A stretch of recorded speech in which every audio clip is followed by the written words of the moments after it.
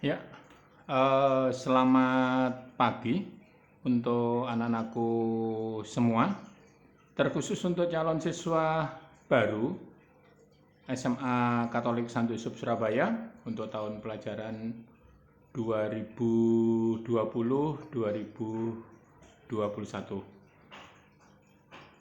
Sekali lagi, perkenalkan dulu, saya Pak R. Agus Setiabudi yang nantinya akan mengajar mata pelajaran fisika, khususnya untuk anak-anak yang nantinya masuk 10 IPA, pastinya akan bertemu dengan Pak Agus. Ya. Kemudian selain itu Pak Agus juga merangkap diberi tugas untuk menjadi wakil kepala sekolah di bagian kurikulum.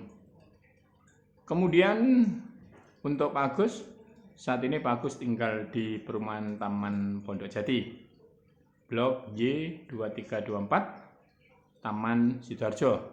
Barangkali ada yang ingin ke rumah Pak Agus, monggo dipersilakan. Itu aja perkenalan dari Pak Agus. Baiklah anak-anakku yang terkasih, hari ini Pak Agus akan memberikan materi yang berkaitan dengan prinsip dasar pembelajaran jarak jauh yang nantinya akan diberlakukan di SMA Katolik Santo Yusuf Surabaya. Ada 7 prinsip dasar. Untuk itu mohon nantinya kalian semua bisa cermati, bisa amati, dan nantinya pastinya kalian akan merasakan di saat pelaksanaan pembelajaran jarak jauh atau PJJ. Oke, kita akan lanjut dengan materi selanjutnya. Untuk 7 prinsip dasar PJJ di sekolah kita nantinya ada 7, yaitu 1 diantaranya bagaimana siswa belajar, ya, bagaimana siswa belajar pada kondisi PJJ. Kemudian yang kedua, bagaimana proses pembelajaran yang dilakukan atau dialami siswa nantinya pada saat PJJ. Kemudian yang ketiga, bagaimana pembelajaran secara personal. Ya. Kemudian yang keempat, bagaimana penyesuaian kurikulum yang akan diberlakukan selama PJJ. Pastinya ada perbedaan ya dibanding pada saat masa normal. Kemudian yang kelima, tentang penilaian dan tugas secara terstruktur, ya. Kemudian yang keenam, akuntabilitas berkaitan dengan penilaian dan tugas. Dan yang ketujuh adalah prinsip kehadiran kalian semua nantinya. Nah, itulah 7 prinsip yang nantinya akan diberlakukan selama PJJ di SMAK Santo Yusuf Surabaya. Nah, sekarang kita akan masuk pada materi yang pertama. Siswa belajar, ya. Siswa belajar dengan PJJ.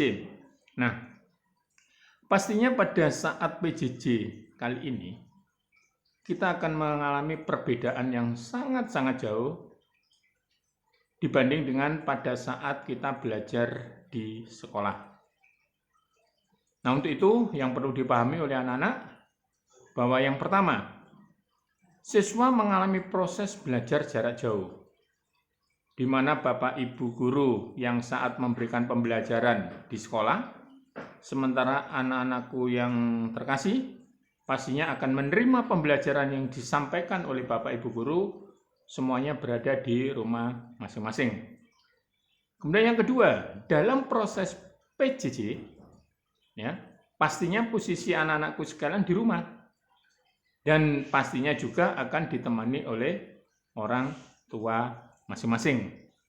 Nah, disinilah pentingnya orang tua sebagai pendamping bagi anak-anak sekalian.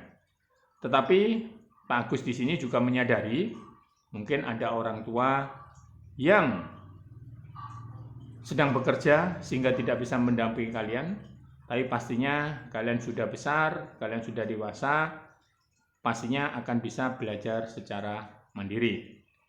Kemudian yang ketiga, sumber belajar yang dulunya pada saat normal itu ada di sekolah atau bahkan di ruang kelas, Tetapi untuk saat ini, ya, untuk saat ini pastinya sumber belajarnya tidak di sekolah atau di kelas. Pastinya akan di lingkungan rumah kalian masing-masing atau bahkan di dalam rumah kalian masing-masing. Nah, itu yang menjadikan perbedaan. Kemudian yang keempat, kalau dulunya kalian mendapatkan pembelajaran secara langsung, maka kalau sekarang ya Anda belajar dan harus didukung dengan keberadaan jaringan internet. Mungkin di rumah kalian ada wifi, atau kalian menggunakan kuota, atau bahkan ada di antara kalian yang di rumah tidak ada internet, kuotanya terbatas, akhirnya kalian pastinya akan pergi ke tempat-tempat yang sekiranya bisa mengakses internet. Entah di warung kopi, entah di tempat-tempat yang lain, pastinya seperti itu. Nah, di sini menentukan, selama jaringan internet di rumah ataupun di tempat lain kuota kalian sungguh-sungguh besar, maka dalam pelaksanaan PJJ tidak akan terganggu. Nah, itu 4 hal yang sekiranya harus kalian pahami di dalam pelaksanaan pembelajaran jarak jauh atau pembelajaran daring. Lalu yang kedua bagaimana? Nah, sekarang yang kedua, kalian bisa perhatikan bagaimana proses pembelajaran pada saat PJJ. Nah, ini pastinya yang pertama, ya. Yang pastinya yang pertama, siswa dituntut untuk belajar secara mandiri. Ya. Tidak mungkin ada orang lain di sekitar kalian kecuali orang tua kalian, ataupun tidak mungkin ada teman kalian yang mendampingi bersama kalian, tidak. Ini belajar mandiri. Kemudian proses yang kedua, ya. Pada saat pembelajaran PJJ, maka dituntut untuk kalian mempunyai motivasi yang besar. Ya, supaya dalam proses belajar mandiri itu bisa tercapai. Motivasi diri inilah yang bisa menentukan kalian bisa belajar mandiri. Kemudian yang ketiga, siswa harus mengetahui goal atau tujuan yang akan dicapai pada saat kalian belajar mata pelajaran tertentu. Ya, Bapak Ibu guru pastinya akan menyampaikan ya apa goalnya, apa tujuannya untuk kita belajar sesuatu. Ya, misalnya Pak Agus fisika, maka sebelum belajar pastinya Pak Agus akan menyampaikan tujuan pembelajarannya seperti ini, goalnya seperti ini, nanti anak-anakku akan dapat seperti ini. Itu wajib bagi seorang ataupun Bapak Ibu guru untuk menyampaikan ini. Ya, dan kalian harus juga wajib untuk bisa mengetahui. Kemudian hal yang keempat, bahwa siswa menerima dan berusaha menangkap dengan baik pembelajaran yang berkualitas yang diberikan oleh Bapak dan Ibu guru. Ya, nah pembelajaran yang berkualitas itu yang bagaimana? Ya pastinya tidak akan jauh beda kalau pembelajaran secara langsung. Karena saat ini adalah PJJ, maka Bapak Ibu guru dituntut untuk bisa menyampaikan segala materinya, semua materi itu sesuai dengan standar yang sudah ditentukan untuk bisa menyampaikan kepada kalian dengan metode-metode yang dia miliki, dengan kemampuan-kemampuan IT yang Bapak Ibu guru miliki, pastinya kalian akan mendapatkan dengan beberapa aplikasi ya yang akan disampaikan oleh Bapak Ibu guru. Misalnya bisa Google Meet, bisa Google Form, Google Classroom, atau Office 365, Webex, atau Zoom, dan lain-lainnya. Ya, ini nantinya akan dipakai sebagai kemampuan Bapak Ibu guru untuk menyampaikan materinya. Ya. Kemudian yang ketiga, nah ini ada pembelajaran personal. Nah pembelajaran personal itu bagaimana? Nah perlu diketahui pada PJJ ini semuanya adalah bersumber pada siswa. Nah, untuk itu dalam pembelajaran personal semua memprioritaskan pada diri siswa. Jadi pembelajaran dengan memprioritaskan diri siswa. Ya, itu yang pertama. Kemudian yang kedua, memperhatikan kondisi kemampuan siswa yang berbeda. Nah, hal ini pastinya akan diperhatikan oleh Bapak Ibu guru di dalam memberikan pembelajaran daring. Ya, kondisi siswa yang berbeda, kompetensi siswa yang berbeda, kemampuan siswa yang berbeda. Ya, itu. Kemudian yang ketiga, guru harus memperhatikan minat belajar siswa. Ya, pastinya minat belajar siswa saat ini akan berbeda. Ada yang suka belajar secara langsung dan ada yang suka belajar melalui internet. Nah, ini dua hal inilah yang menjadi tantangan bagi Bapak Ibu guru untuk bisa memperhatikan minat kalian masing-masing. Ya. Yang suka belajar dengan internet, dengan daring, dengan jarak jauh harus ditingkatkan, sementara yang tidak bisa melakukan seperti ini ya harus belajar. Ini tuntutan saat ini, begitu. Kemudian yang keempat, bagaimana? Nah, yang keempat, kondisi orang tua dan sarana di rumah yang berbeda. Mungkin ada di antara kalian yang didampingi setia oleh orang tua, baik ayah maupun ibu, tetapi juga tidak menutup kemungkinan ada yang orang tuanya dua-duanya kerja. Ya, ada kerja. Lalu sarana. Nah, demikian juga dengan sarana. Mungkin di sarana di rumah ada yang komplit, lengkap untuk mendukung proses pembelajaran PJJ, ya. Tetapi tidak menutup kemungkinan juga ada yang tidak memiliki sarana sama sekali. Misalnya di rumah sudah ada WiFi lengkap, ya, dengan kuota yang sangat besar. Tetapi juga tidak menutup kemungkinan ada anak-anak yang di rumahnya juga tidak memiliki sarana seperti ini. Nah, inilah tantangan untuk Anda semua, siswa semua, dalam proses pembelajaran PJJ. Kemudian yang keempat. Nah, yang keempat. Nah, ini sudah masuk pada intern ya di dalam sekolah ya, penyesuaian kurikulum ya. Pastinya kurikulum akan disesuaikan karena kondisi saat ini kondisi belajar jarak jauh. Tidak mungkin semua kurikulum yang diberikan yang dibebankan oleh kalian semua akan semua dilaksanakan pada proses PJJ kali ini, tidak. Ya. Nah, contohnya di sini adalah yang pertama tentang kurikulum sekolah berkaitan dengan mata pelajaran. Kalau normal, pastinya kalian akan mendapatkan 17 mata pelajaran. Nah, karena di sini sudah masa PJJ, maka kalian hanya mendapatkan 16 mata pelajaran. Kemudian jumlah jam pelajaran. Nah, kalau jam pelajaran normal yang berlaku nantinya normal, maka 45 jam pelajaran per minggu.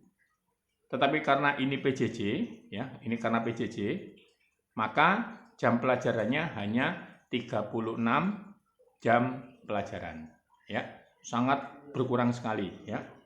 Kemudian materi, nah ini juga, ya, materi belajar per mata pelajaran. Kalau masa normal, biasanya satu mata pelajaran itu bisa memiliki kompetensi dasar 5-7 bahkan sampai 8 KD kompetensi dasar. Ya. Itu normal harus tercapai. Tetapi kalau pada masa PJJ ini cukup dibatasi tidak lebih dari 4 sampai dengan 5 KD saja. Ya, sehingga memang sangat-sangat ada perbedaan. Itu. Ya. Nah, itu untuk materi belajarnya. Nah, sekarang bagaimana dengan jadwal belajar kalian nanti pada masa PJJ. Nah, itu kita lihat bersama jadwal belajar kalian nantinya. Yang pasti jadwal belajar normal itu nanti akan dimulai pada pukul 7.00. 1 jamnya hanya 45 menit ya. 1 jamnya hanya 45 menit untuk SMA. 07.00 sampai 07.45. Kemudian jam kedua 07.45 sampai dengan 08.30. Kemudian istirahat, lalu dilanjutkan 4 jam berikutnya, kemudian istirahat lagi, dilanjutkan 2 jam. Nah, jadwal normal ini barangkali selama 8 jam itu hanya sampai dengan hari Rabu. Mungkin nanti hari Kamis, Jumat, dan Sabtu, yang mulai tahun ini Sabtu itu masuk, mungkin jamnya tidak 8 jam, bisa 6, bisa 7. Nanti kita akan bisa informasikan selanjutnya. Sekarang untuk jam pelajaran untuk masa PJJ. Nah, kalau 8 jam itu untuk masa PJJ, tetapi untuk masa normal, kalau untuk masa PJJ itu hanya 6 ya. Jadi 2 jam ya 2 jam, kemudian diselingi istirahat, kemudian 2 jam lagi diselingi istirahat, lalu 2 jam lagi. Jadi sehari itu hanya 6 jam pelajaran, ya. Itu kalau masuknya jam 7.00 maka pulang hanya sampai dengan jam 13.00 atau pembelajarannya sampai 13.00 berakhir, ya. Oke, itu untuk jadwal pelajaran siswa.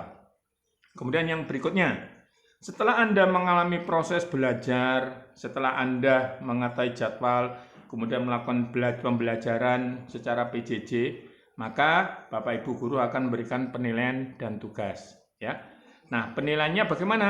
Nah, selama masa daring, masa PJJ ini, ya, ada 3 hal yang dinilai. Yang pertama,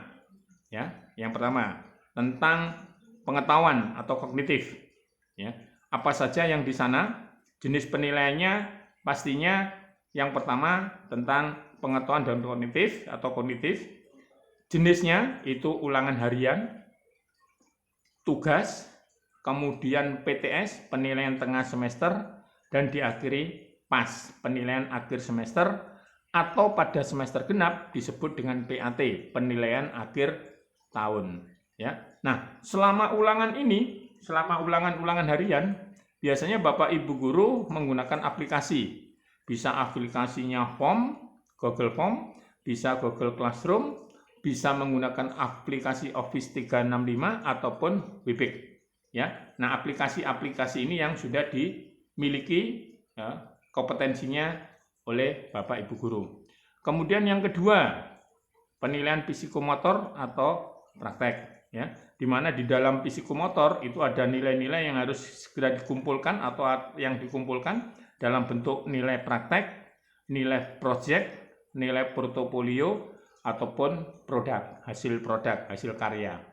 Nah, itu semua nanti dalam masa PJJ juga akan disampaikan oleh Bapak Ibu guru, bisa dalam bentuk Google Form, Classroom, Office 365, Webex, video, Zoom, Google Meet, dan macam-macam, ya.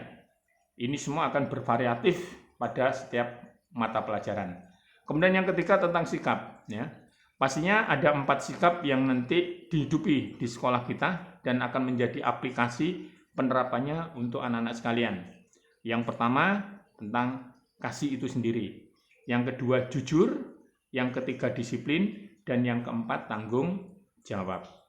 Sikap ini dinilai oleh Bapak Ibu guru di saat anak-anakku sekalian melakukan proses pembelajaran, proses ulangan ataupun proses praktek. Di situ akan selalu dinilai sikapnya oleh Bapak Ibu guru, ya. Oke, itu penilaian. Sekarang Pak Agus lanjut tentang tugas. Nah, tugas ini selalu mengiringi dalam setiap materi pembelajaran supaya tujuan pembelajaran itu sungguh-sungguh bisa mengena pada diri kalian, ya. Tetapi tugas pun harus perlu diperhatikan, ya. Di antara yang pertama, tugas harus bisa memotivasi diri kalian, ya. Jadi Bapak Ibu guru memberi tugas, kuncinya harus dapat memotivasi kalian supaya kalian bisa belajar dengan baik, belajar dengan tekun, belajar dengan efektif. Itu prinsip. Yang kedua, bahwa tugas yang diberikan oleh Bapak Ibu guru tidak boleh membebani siswa. Contohnya, misalnya yang membebani, tugasnya harus membuat video dengan durasi 1 jam, 2 jam, wah. Kalau sudah seperti itu, pastinya akan membebani kalian semua. Ini yang tidak diperkenankan, ya. Kemudian yang ketiga, sedapat mungkin tugas yang diberikan oleh Bapak Ibu guru itu bisa memanfaatkan sarana yang ada di rumah kalian, ya. Loh, apa Pak Agus? Contoh-contoh yang bisa dimanfaatkan di rumah apa? Loh, kalau misalnya pelajaran PKBU keterampilan, kalian di rumah ada tanaman sayur-sayuran, Ya tugas yang diberikan oleh guru PKWU harusnya kalian bisa mengolah sayuran-sayuran yang ada di halaman rumah kalian untuk menjadi masakan yang sangat enak. Itu bagaimana? Ya, itu contohnya. Ya. Ada contoh lain, misalnya kalian di rumah punya alat-alat olahraga. Ya, pada saat pembelajaran olahraga kalian bisa mempraktekkan itu semua. Ya, itu yang dimaksud dalam tugas. Ya, oke, itu yang kelima. Kemudian yang keenam, akuntabilitas penilaian dan tugas. Nah ini ya, akuntabilitas yang diartikan di sini adalah bentuk bahwa apa yang kalian lakukan, apa yang Bapak Ibu guru lakukan dalam proses pembelajaran PJJ, itu semua harus bisa dipertanggungjawabkan. Loh, dipertanggungjawabkan berarti berat. Loh iya. Kalau kalian misalnya mengerjakan ulangan, apakah kalian tidak marah kalau misalnya ulangan kalian tidak dikoreksi oleh Bapak Ibu guru? Ya, pastinya akan marah. Kalian membuat tugas dengan susah-susah sampai mengeluarkan biaya, kemudian tidak dinilai oleh guru, apakah kalian juga tidak merasa sakit hati? Pastinya akan merasa. Nah, ini yang tidak boleh. Akuntabilitas, apapun yang kalian lakukan, apapun yang kalian kerjakan, apapun yang kalian perbuat, maka guru punya tanggung jawab untuk menilai. Nah, ini. Lalu menilainya apa asal-asalan? Oh, tidak.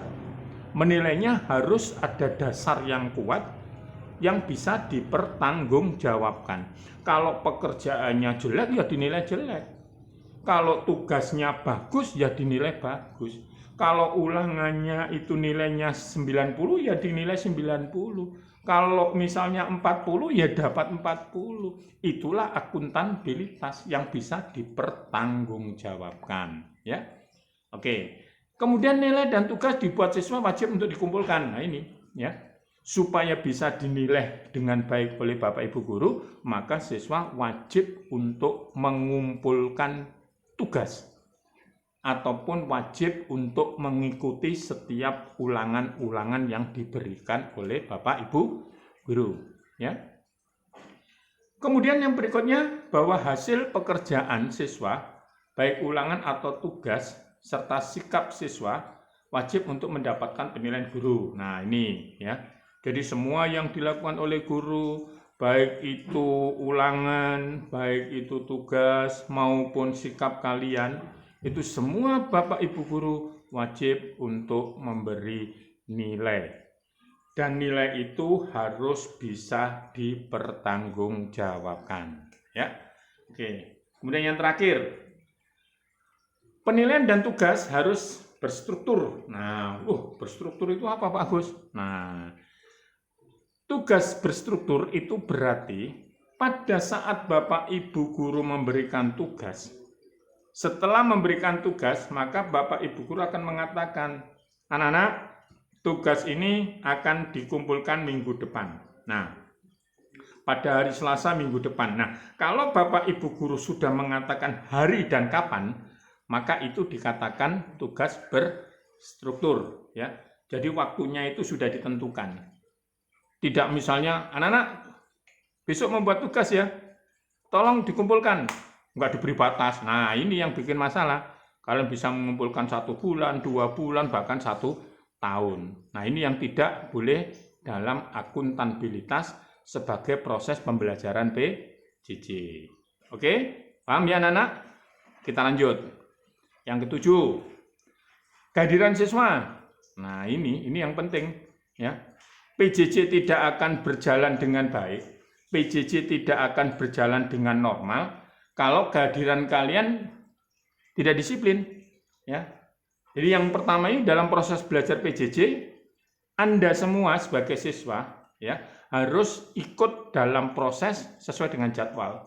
Kalau jadwalnya misalnya jam pertama jam 7 sampai jam 7.45, ya kalian sebelum jam 7 harus standby. Standby-nya di mana? Ya di depan internet masing-masing, di HP kalian masing-masing, ataupun di laptop masing-masing.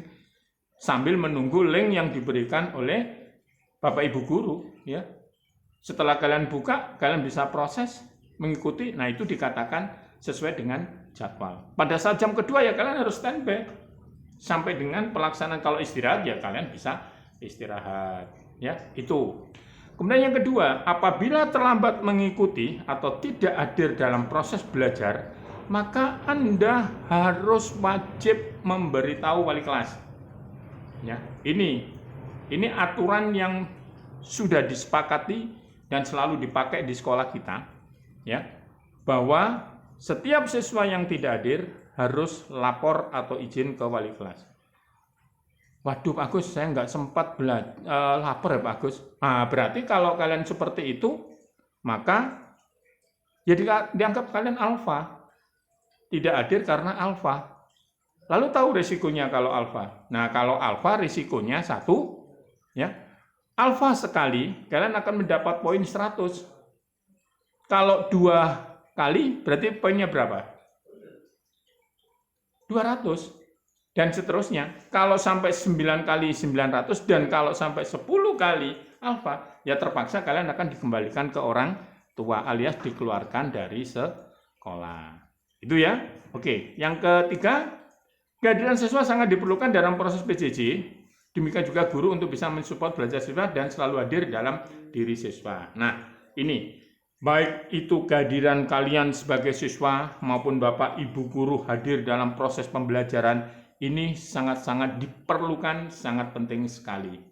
Dan yang terutama, guru itu selalu hadir dalam diri siswa. Meskipun tidak bertatap muka langsung, meskipun tidak bertemu langsung, saya yakin hati dari Bapak Ibu guru selalu ingin masuk di dalam diri kalian semua. Sehingga proses belajar, sehingga pelaksanaan penilaian belajar, sehingga tugas belajar dalam proses selama masa PJJ ini semua bisa berjalan dengan baik.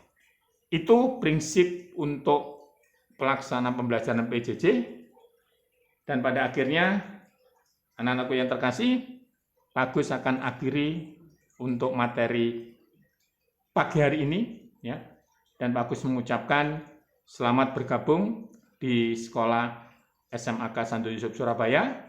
Semoga kalian semua menjadi siswa-siswa yang terbaik di sekolah ini. Sebelum Pak Agus akhiri, Pak Agus ingatkan, setelah ini kalian akan mendapatkan link untuk mengerjakan post-test materi hari ini. Apa yang Pak Agus sampaikan, yang sudah kalian cermati, tolong kerjakan semaksimal mungkin dengan post-test yang Pak Agus berikan lewat Google Form. Ya, nanti saat ini juga setelah istirahat sebentar, kurang lebih 2 menit, kalian akan mendapatkan link, ya. Dan selama kurang lebih 20 menit, kalian bisa kerjakan post-test itu dengan sebaik-baiknya, ya, supaya semuanya bisa menjadikan yang terbaik. Oke, terima kasih. Saya akhiri sampai di sini. Saya Pak Agus mengucapkan terima kasih dan mohon maaf apabila ada yang kurang berkenan. Terima kasih, Tuhan memberkati. Amin. Selamat pagi.